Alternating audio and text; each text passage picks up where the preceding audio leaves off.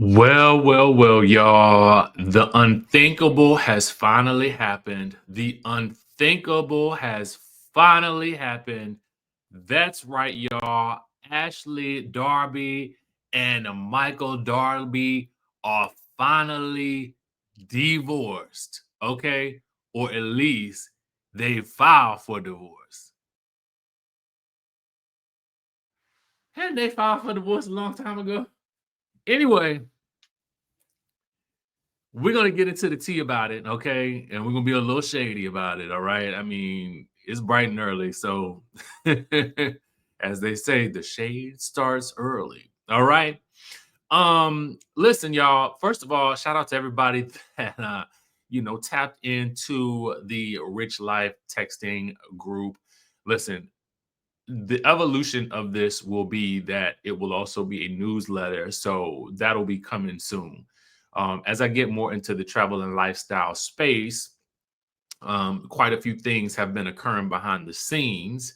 And, we got to level up around here. So part of the rich life is, me teaching you and you working with me on how to travel for less. Okay. I'm talking 70% off type discounts on hotels, flights, sporting events, and making money on a day-to-day basis while you doing it. Okay. So if you are interested in the rich life and you interested in working with me, baby, because I'm going ham, okay, and I'm gonna help you go ham, then tap on into the number you see on the screen. Text Rich Life to 202-918-3386, baby. And don't forget to subscribe to the channel, smack that like button. Let's get down to business. Because I'm gonna be also doing a virtual launch party for my business, likely today around 5 p.m. So if you want to be locked into that to get your questions answered, learn how you do what it is that I'm doing, then you want to tap into that so I can send you that link via the text message group. All right. Because those who already got it tapped in last night, you already know what's up. All right. All right. Let's get into the tea. I saw this last night, baby, but I was working last night. So I said, we're gonna talk about it early this morning before I hit the gym, because I got to go get my workout in. All right. I can't be taking these vacations looking, like I'm out of shape. All right. So, and plus health is wealth, y'all. Health is wealth. Now, speaking of wealth, this is the perfect segue. After 2 years of separation, Ashley Darby has filed for divorce and a settlement has already been worked out, according to TMZ. So, she kind of teased this on Watch What Happens Live. I don't know if you guys caught her on Watch What Happens Live. She looked real good on, Ashley, you look good on Watch What Happens Live, girl. You and them little hot pants was, I mean, I don't know if you was starting and bopping around New York City afterwards, but baby, you was looking good. All right. And you might as well, you're single and ready to mingle, at least somewhat. Okay. But here's the stilo. And so I don't know what has taken a year for this to happen, but according to the streets, the TMZ streets, and we thank God for them, they're finally moving forward with their divorce. Online court records are showing that Ashley filed to end her marriage more than 2 years after separating from the businessman. I told y'all this was divorce that didn't end, okay? And finally, they have taken longer than this divorce than it took Juan and Robin to get remarried. They have taken longer in this divorce than it has taken for Wendy to celebrate her 40-year birthday. Okay. Meanwhile, it sounds like the ex's divorce will wrap up pretty neatly. This is what Michael is telling TMZ. So let's get into that bit of information. Ashley hinted at having some big news, but Andy directly interjected and said, but you're gonna wait till the reunion, right? Right? Right? And so she's like, oh, yeah. Spoiler alert. Michael said, no, I'm gonna do what I want to do. I'm going. Michael said, not on my watch. Not today. I'm going to tell TMZ. They've already reached an amicable and fair settlement, further sharing that they had a prenup, okay, which we knew about. We knew about the prenup. We knew there was some post-nuptial discussions or something that was sounding confusing. But they also he tells TMZ that Ashley's lawyers filed their agreed settlement with the court yesterday, I'm assuming, which includes, well, now I couldn't have been yesterday because she had some news. So maybe she hadn't really done it at that point, but was going to do it.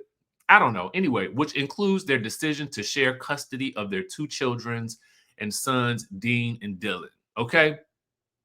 Now I'm sure Ashley's going to get a hefty sum of that money because they didn't play it this way on Potomac, but Michael is filthy rich. Okay, from my understanding, the man is filthy rich. Now I don't know why they was just schlepping it in that condo down to wherever they were. Okay, and maybe it wasn't really schlepping it because I'm that looked like the penthouse. So, but you know what though, real rich people, they ain't flashy like that a lot of times. You know what I'm saying? They make their money. They don't even dress like they rich. You know what I'm saying? They usually be in a t-shirt and some jeans, okay? And not a stitch of jewelry, maybe a Rolex or something like that, some Chuck Taylors. You know, that's what I'm starting to learn, right? So when y'all start seeing me just roll around here way less fashionable, you know I done got way more money.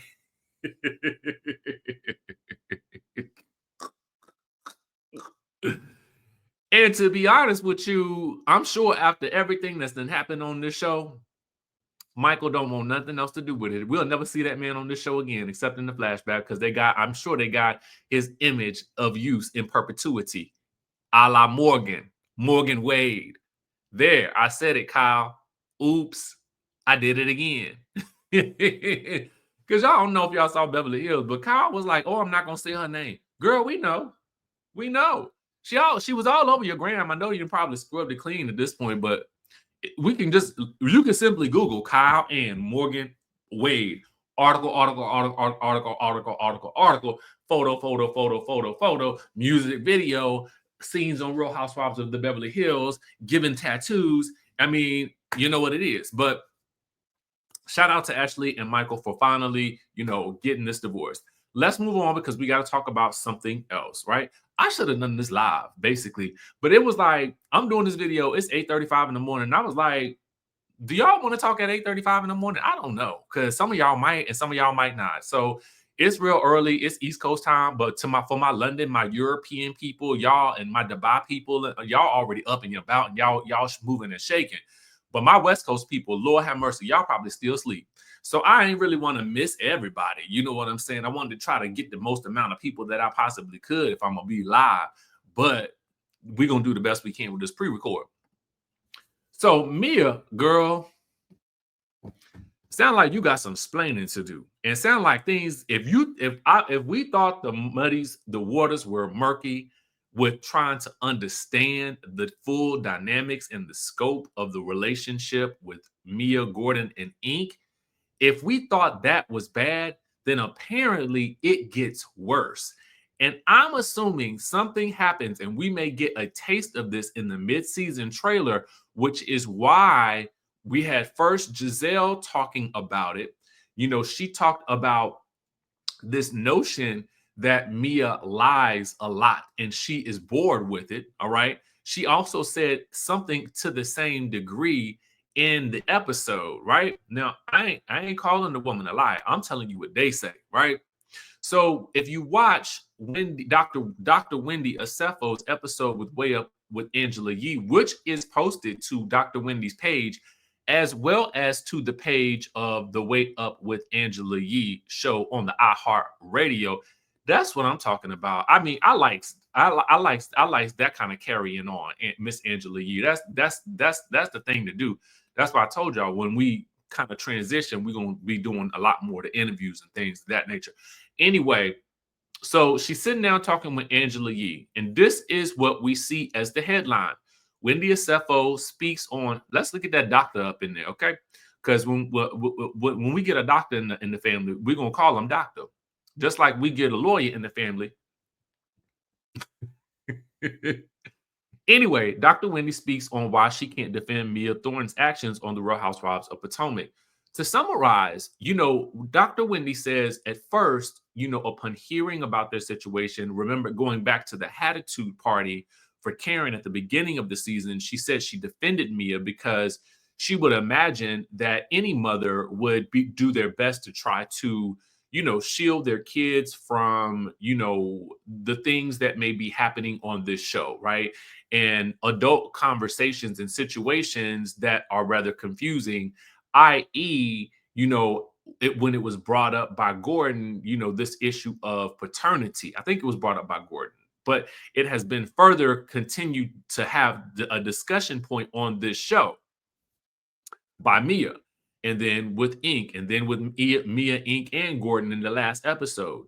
So Dr. Wendy hints at something that happens later on in the season that essentially makes her question, Mia as a person and her actions, because she doesn't allude to what she does, but what she does say is that it is literally so bad that it is something she just can't defend. And I'm wondering, what is it? What happens? And it sounds like it's leading her to think that while she was thinking that Mia was protecting her family in the beginning of the season, it sounds like is maybe questioning whether or not that is still the case. So I don't know what that means, but we do know we've been teased with. Giselle said that this was going to be the best finale of any Housewives show when she was doing her interview with Bryce Sander for Entertainment Tonight a few weeks ago.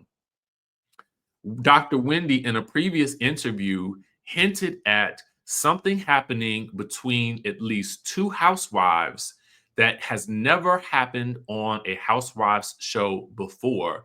And she mentions and credits production for not even showing it in the trailer, such that it's not even, we don't even know about it yet unless we've heard that interview, right?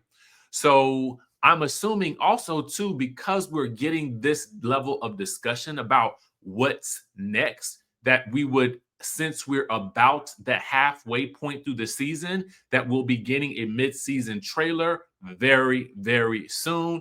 I would expect it to be either this week or next week. Now, I ain't heard nothing, okay?